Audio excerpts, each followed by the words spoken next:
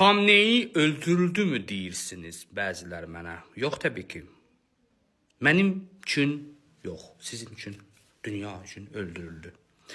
Məncə, mason oyunların bir parçasıydı. Cihad elan olunub büyük savaşlara aparması üçün Xamneyini vaxtı ilə ora gətirən güclər sənin misyan bitdi və bu cür bitirməlidir. Sən artıq gəl, qoca qalan günlərini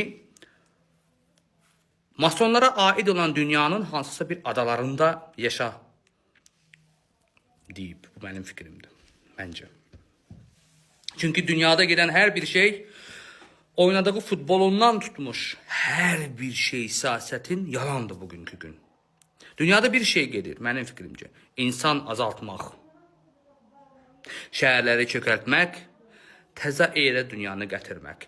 Bunu hər zaman illərdir deyən adam eyni şeyləri təkrar edirəm. Çünki sizləri soruşursunuz ki, Nadim bəy, nə görürsünüz, nə hiss edin, nə görəcəm? Bu vaxtacan iki dövlətlər arasında savaş gedirdi. İndi çoxlu dövlətlər qatılır bu məsələyə. Yavaş-yavaş niyə? Çünki dünya savaşı gətirir. Allah əsas bu savaşın içində baş verəcək büyük dini savaşlardan qorusun. Çünki artıq ölkələr öz arasında savaşanda ordularda o kadar çox qəzəblənərək savaş getmir. Masonlar da o sərf eləmir. Artıq dini savaşlar daha çox qızışdırmalıdır ki, daha çox ölümlər baş versin. Bu mənim fikrimdir şəxsi. Mən belə analiz şərh edirəm. Mənim də bir şərh etməyə hüququm, ixtiyarım var.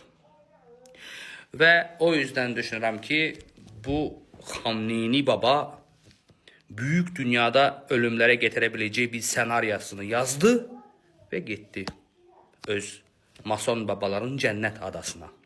İndən sonra baş verəcəklərdən qorusun bölgəni. Deyirsiniz ki, Xamneyi baba öldü. Qurtardı mı bu iş? Mən bugünkü gün efirlərə çıxıb o şərh eləyən adamlara inanıb onlara baxıb danışan adam deyiləm. Onlar vaxtilə savaş olmayacaq deyən adamların çoxudur bugün şərh eləyir efirlərdə. Mən onlardan deyiləm. Mən nabarot sizin görmədim. Siz əsas bilirsiniz nədən? Hava yoxlayan aparatlarını çalışın. Nə qədər də olsa bu havada olan prosesləri yoxlaya bilən mümkünatı varsa onu bir yoxlatdırmağa aparat al. Bir də havadan öldürə biləcəyi bir dərmanlar falan, bir xəstəliklər içindəki oyadan daha çox qarmonları oyadan bir şeylər varsa onlara qarşı dərmanlar al. Hakimlərdən maraqlanı soruş. Bir də nə bilim qida, yemək onlar üçün düşünün. Çünki bizim ölkə savaş olan ölkə deyil. Çünki cənab prezident bizim ölkənizi savaşsız qoruyacaq. Onu hər zaman demişəm. Hətta İranı vurandan əvvəl dedim ki, qorxma, Azərbaycan yəni bombalamaq, savaş görməyəcək. Hələ də, yəni bu yaxın müddətlərdə bunu yoxdur. Amma başqa ölkələr bu görəcək. Görürsünüz ki, başqa ölkələrin vururlar, bizdə yoxdur. İndi şərh edənlər deyir ki, orada Amerika şeyləri var, o var, bu var, ona görə vurur. O vaxtacan o şeyə görə danışmır. İndi gedən gedişata baxaraq bunu danışır da. Neyse siz dostlar, siz zaten doğru sözü diyen insanı ya anlayansınız ya da anlamak istəyənsiniz. Size bu şeyler o kadar da çatanda değil çok adamlar. Dünyada insan azaltmaq və şəhərləri çökürtmək prosesi gedir və bunu hər cür şəkildə eləyir. Daha da çox sürətləndirir. Ortalığa qoyur neft sazişləri, nə bilim nükleer bombalar eləyirsən. Hər bir bahanə ilə ölkələr arasında savaşlar yaradır və oyun içində oyun qururlar. Hələ bu işlərə Türkiyə qatmaq, nə bilim nə, dünyanın bütün bu hala gətirmək prosesi gedir. Biz bunu görə bilmiriksə, daha nə deyək? Görə biliriksə, deyirsinizsə ki, kimlərəsə qulaq asıb, onu deyirsinizsə, eybi yoxdur, mən kimlərəsə qulaq asıb bunu deyən olsun. Amma bəs mənim illər 2013-cü, 14-cü ildə dedik şərhlər, dediyi danışıqlar, hamısı videolar qalıb da, YouTube'da, Instagram'da, Facebook'da və bunlara nə danışacaqsınız?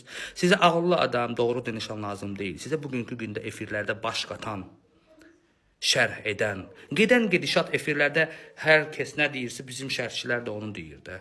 Heç kim gizli qapıların arasında nələr ola biləcəyini danışıb açan bir şərhçi var mı? Yox. Onlar da efirlərdədir.